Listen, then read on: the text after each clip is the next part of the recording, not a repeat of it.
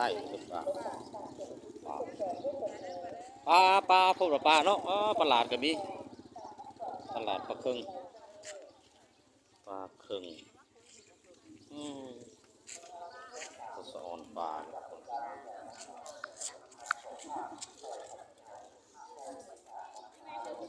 ปลาตรงนี้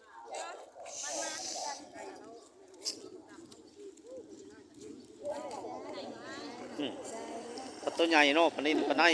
ในใหญ่ปลาเซ่เลยเนาะป่าเลาะป่าแบบมะกรอกก็มีหาสื่อยังโง่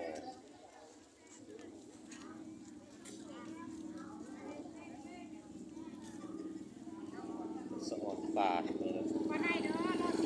โล40อันนั้นใส่ยังอันนั้นใส่หมูอ่อนบ่นี่นะโอ้ตักเสียงก็มีเลาะเบิ่งกันเด้อเลาะตลาดก็สัปปะเย็นแต่ยังมาเช้านี่เย็นแท้เนาะสื่อมันไปกินว่าหัวหิมะ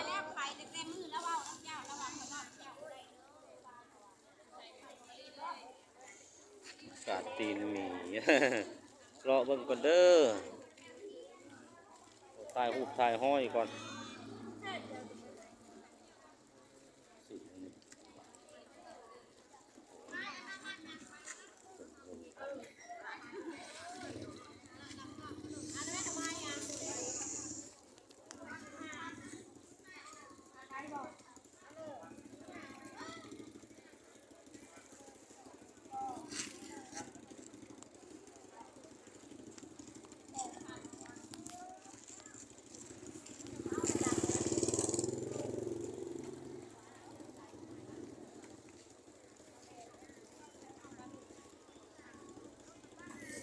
เขียดมุ้ง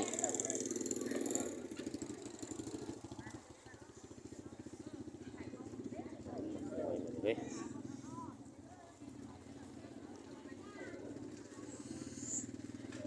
ห้อยเท่าไรเขียดหมูนะ20,000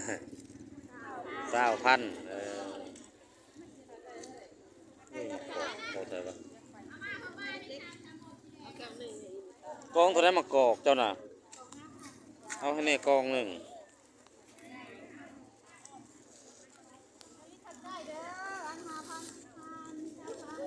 ใช้ละเงิน5,000นี่ก็ได้ไปใช่โอ้ยหนาวดีหมากอันหมักตัวแห่สีน้ำเงินสีม่วงหมักเบะไม่ยั้งอันนี้มันแก้วปิดมาเมื่อวานนี่บอกเก็บเอาเลยเนาะมันหล่นเลยเนาะซื้อมาไว้ในตำบักถั่วถั่วนี่บ่เมื่อตำตัวแหล่นี่โอเค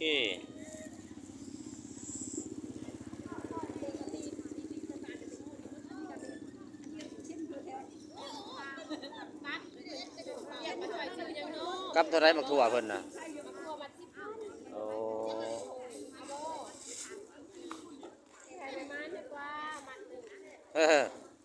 มียังในทุกอย่างนะเขียนมุ้งเขียนหน้าเขียนอีมุ้งเจ้าเห็ดเป็นห้อยบ่น่ะห้อยเท่าไรน่ะห้อยละ25 บาท20,000ก็บ่ได้บ่ให้ซะ20,000ห้อยหนึ่งน่ะมะกับพอดีกันนี่ก็10พอดีนี่เป็นไรแหละ30มาให้ออกมาหน่อยนี่พอสิลองไปต้มป่นเบิ่งนี่เทื่อเมื่อมาแรงมันสิบ่นอกซะก่อนบ่เนาะมักทั่วพี่น้องมักทั่วพักนั่งอังอย่างไปถ่ายพี่จะโอกจะปัดมือสั่นแล้วนี่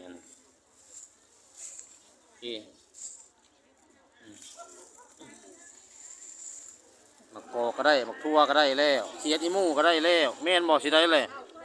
มันสิบ่ตายบ่แหละ30เป็นเท่าไร50 60 70โอเค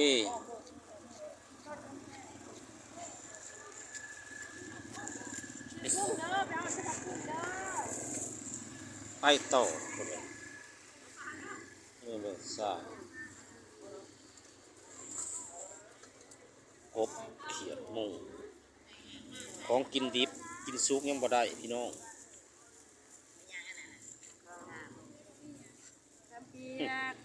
หนูเป็นครัวเรียบร้อยแม่ยังน้อนี่เออเป็นหมี่โดยเด้อใจกับเพิ่นกูอยากซื้อซอยหัวขิงของกินซุกเอายังวะของกินซุกบ่มีมุมนี่ตลาดซีโปนเด้อทุกคนเด้อของขายหลายๆตลาดซื้อลาบซื้ออ้อมของกินซุกเนาะซื้อของกินซุกบ่สนอเบิ่งก่อน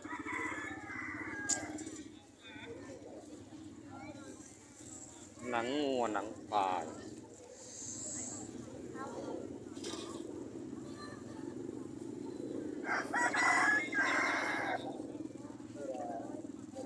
พักธรรมศาสตร์พักธรรมศาสตร์เนาะพักอิสมดังคมเป็กอ้อมใส่เขียดหมู ซื้อเขียดหมูกับมะกอกกับอันมะขั่วแหละนั้นมาเปิดปานกันทุกคนเปิดกระสัน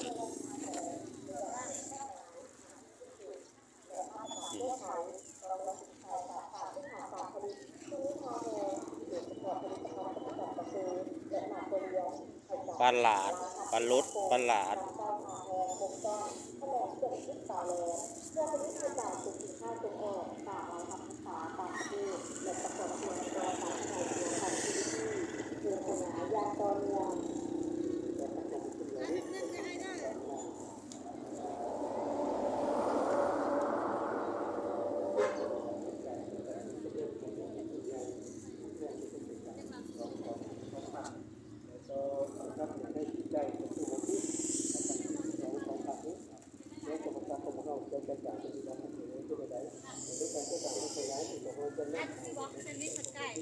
โอ้ยใช่เขากินเลย